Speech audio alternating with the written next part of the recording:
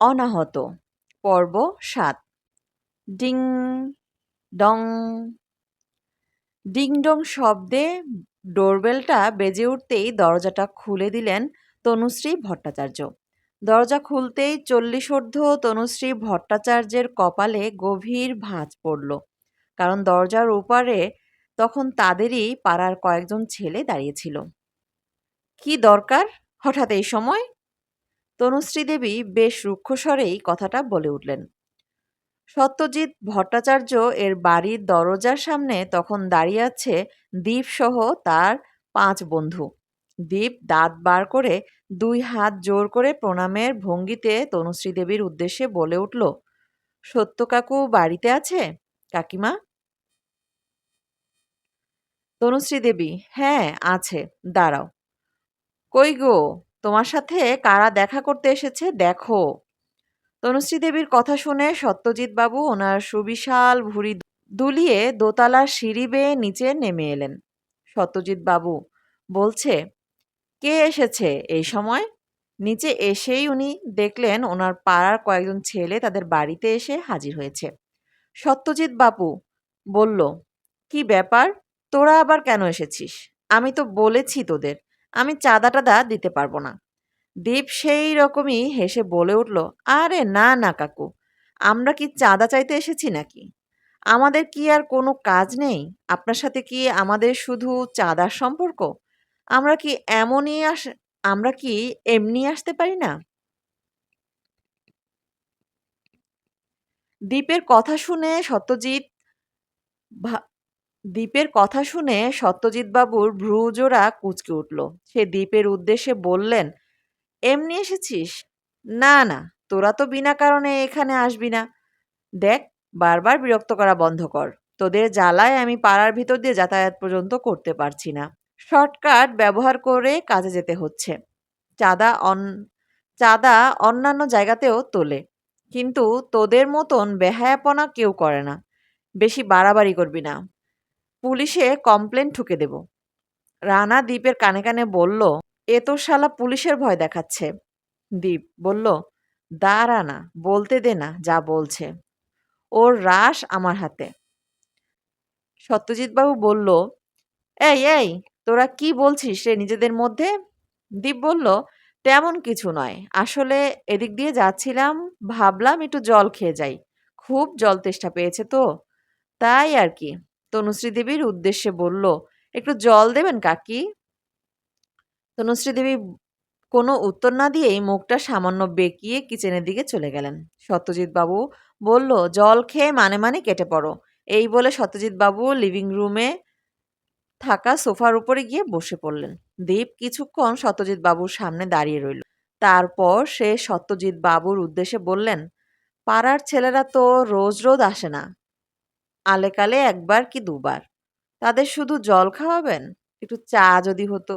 দীপের কথাটা সম্পন্ন হওয়ার আগেই সত্যজিৎবাবু মুখটা সামান্য তুলে তনুশ্রী দেবীর উদ্দেশ্যে বলে উঠলেন, ৭ কাপ চা দিয়ে যেও।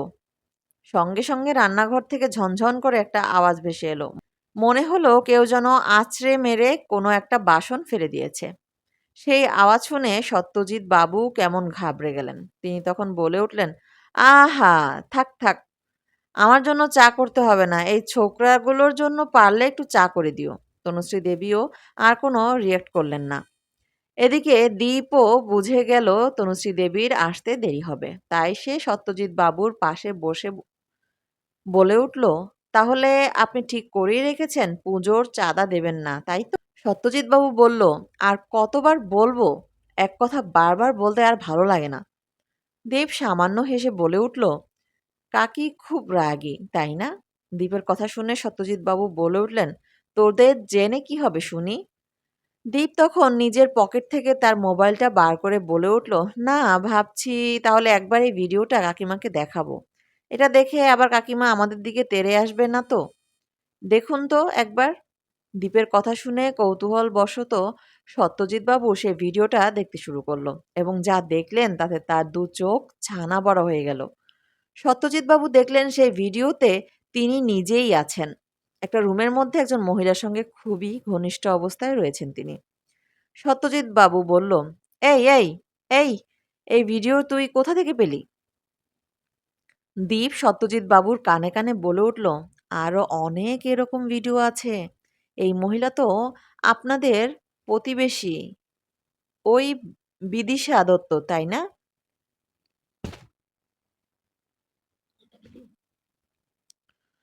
যার স্বামী ১ বছর আগে একটা দুর্ঘটনায় মারা গেছেন। তা কাকু, এই পিসির সাথে আপনার এই ঘনিষ্ঠ মুহূর্তের ছবি যদি আপনার ওয়াইফ দেখে ফেলেন তাহলে কি হবে একবার ভেবে দেখেছেন? দীপ অবশ্য কথাটা ভীষণই ধীর স্বরে বলে উঠল। কথাটা শোনা মাত্রই সত্যজিৎ বাবু দীপের পা ধরে বলে উঠলেন, প্লিজ প্লিজ এই ভিডিওটা ডিলিট করে দে। আমার বউ দেখলে আর আস্ত রাখবে না। দীপ বলল, ঠিক আছে আঙ্কেল, আপনি টাইম মতো আমাদের চাঁদাটা দিয়ে দিবেন, তাহলে আমরাও এই ভিডিও ডিলিট করে দেব। সত্যজিৎ বাবু বলল, ঠিক আছে, আমি তোদের ১,০০০ টাকা চাঁদা দেব, তোরা চিন্তা করিস না। দীপ গম্ভীর স্বরে বলে উঠল, ১,০০০ নয়, ১০,০০০। দেখুন, বেশি লোভ করা পাপ, তাই ওই সামান্য ১০,০০০ই চাইছি। আর ভাববেন না শুধু শুধু চাইছি। আপনি এর আগের বছরগুলোতে যে চাঁদাগুলো দেননি, এটা সেই টাকাটাই আর কি। সত্যজিৎ বাবুর রাগে বুকটা জ্বলে যাচ্ছিল। তা সত্ত্বেও উনি বলে উঠলেন, ঠিক আছে, দেব, আমি সব টাকা মিটিয়ে দিব।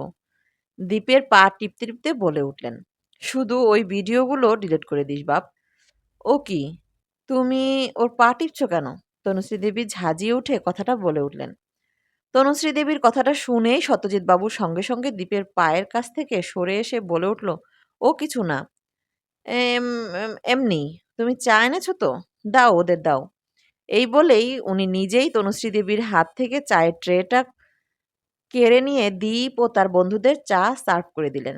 দীপ ও তার সঙ্গী সাথীরা তৃপ্তি সহকারে চা পান করতে থাকলো। দীপ বলল, কাকু, যত তাড়াতাড়ি দিতে পারবেন ততই আপনার লাভ। না হলে ফোন তো আমার হাতেই আছে। সত্যজিৎ বাবু আর এক মুহূর্ত দেরি করলেন না। সঙ্গে সঙ্গে নিজের ঘর থেকে ১০,০০০ টাকা একটা সাদা খামের মধ্যে ভরে নিয়ে এসে দীপের হাতে দিয়ে দিলেন। দীপও তনুশ্রী দেবীর চোখের সামনেই সে টাকা গুনতে থাকলো। তনুশ্রী দেবী দু চোখ বড় বড় করে বলে উঠল, ও কি, অত টাকা? সত্যজিৎ বাবু, ছেড়ে দাও না, বাচ্চা ছেলে সব, চাঁদা চাইতে এসেছে, তাই দিয়েছি। তনুশ্রী দেবী বলল, তুমি যে বলেছিলে ওদের একটা টাকাও তুমি দেবে না, তাহলে এত টাকা একসাথে কেন দিয়ে দিলে ওদের? সত্যজিৎ বাবু বলল, আরে বাবা, পাড়াটা তো আমাদেরও নাকি? আমরাই যদি একটু টাকা পয়সা দিয়ে সাহায্য না করি তাহলে কি করে চলবে বলো? তাই দিয়ে দিলাম। তুমি এত ভেবো না তো।